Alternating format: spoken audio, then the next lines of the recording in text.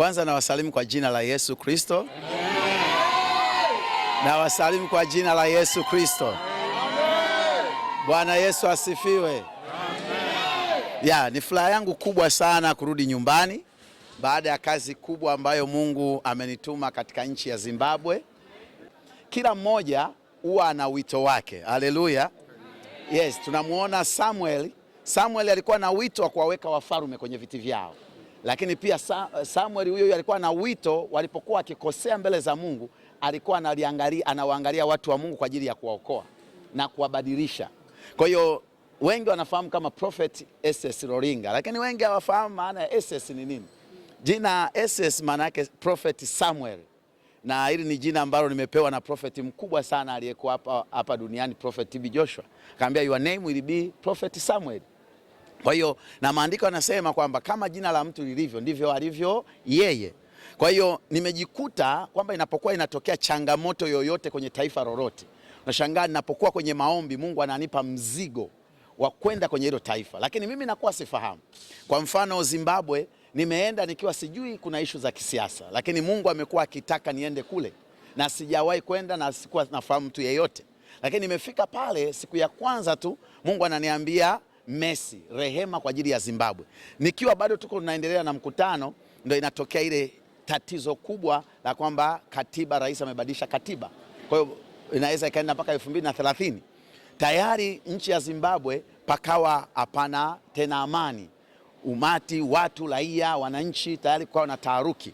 Lakini Mungu akaniambia neno moja juu ya Zimbabwe, kwamba niwaambie watu wawe calm, watulie. Mungu yuko ana control kila kitu. Lakini Mungu alinituma Kenya nikiwa sijui kuna mtafaruku kati ya rais wa wakati huo Kenyatta Uhuru na aliyekuwa makamu wake ambaye sasa ni rais Dr. William Samoei Ruto. Wakati naenda pale sikuwa nafahamu. Lakini baada ya kwenda ndo nikagundua kuna huo shida kubwa. Lakini Mungu akanitumia kama alivyoweza na nchi ikakaa sawa, wakaingia kwenye uchaguzi na wakamaliza uchaguzi wao. Vivyo hivyo katika taifa langu mwenyewe.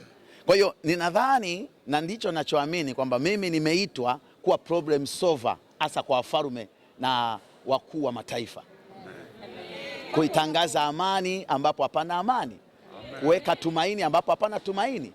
Kuona yale mambo ambayo wengine hawezi kuona na kuyaona na kuyasolve kwa mkono wa Yesu Kristo aliye hai. Mimi nilitoa ufafanuzi nadhani kabla sijaondoka kwamba hiyo kugonganisha glasi ni kwamba meza yoyote inapokuwa imekaa vyombo kama glasi ambavyo vinaweza kupasuka, inapotokea mtikisiko zile glasi zinaweza kugongana zikapasuka. Kwa hiyo ndo maana yake kwamba meza moja vyombo vimegongana. Kwa hiyo baadaye kishakuwa imetokea, basi nitafumbua fumbo hilo maana yake nini na kila Mtanzania ataelewa nini kinatokea. Moja ya prophecy nilizotoa kabla sijaondoka nchini, Mungu alinisemesha kitu cha ajabu sana. Kwenye kitabu kile cha Ufunuo wa Yohana sura ya 6 mstari wa 9 na kushuka kule. Akanisemesha kwa habari ya kwamba nilipofungua, Mungu alinipeleka kwenye maono. Alafu nikaona malaika anafungua kitabu. Ilikuwa kama ni muhuri. Pale chini ya muhuri nikaona roho za waliokufa katika haki zikilia, zinasema Mola mtakatifu, hata lini utatulipia kisasi? Baadaye nikasikia sauti nasema bado kitambo kidogo tu. Kwa hiyo na anasema wafalme na wakuu wa dunia watakimbilia kwenye milima na kujificha, wakisema milima tuhifadhi na utufiche. Kwa hiyo niseme tu jambo moja kwamba katika mambo yote yanayoendelea Mungu hajalisahau taifa la Tanzania. Yaani naomba Watanzania waendelee kuwa na uvumilivu na utulivu. Mungu hajasahau taifa hili na hakuna damu yoyote ya Mtanzania kwamba ilimwagika ambayo haitarudishiwa haki yake. Kwa hiyo chochote kilichoumbwa na Mungu uwe na uhakika ni cha Mungu mwenyewe. Na tunakumbuka kwa habari ya Kaini alipomuua ndugu yake Abel.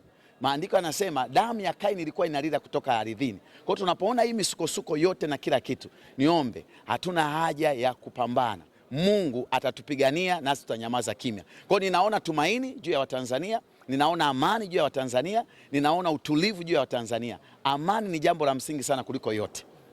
Kwa hiyo kila mmoja Mungu ana jambo la kufanya. Kila mmoja amwamini Mungu kama Yesu alivyosema, muaminini Kristo na mnavyoniamini mimi mmemwamini Baba aliyenipeleka. Kwa hiyo kila kitu kitakuwa sawa.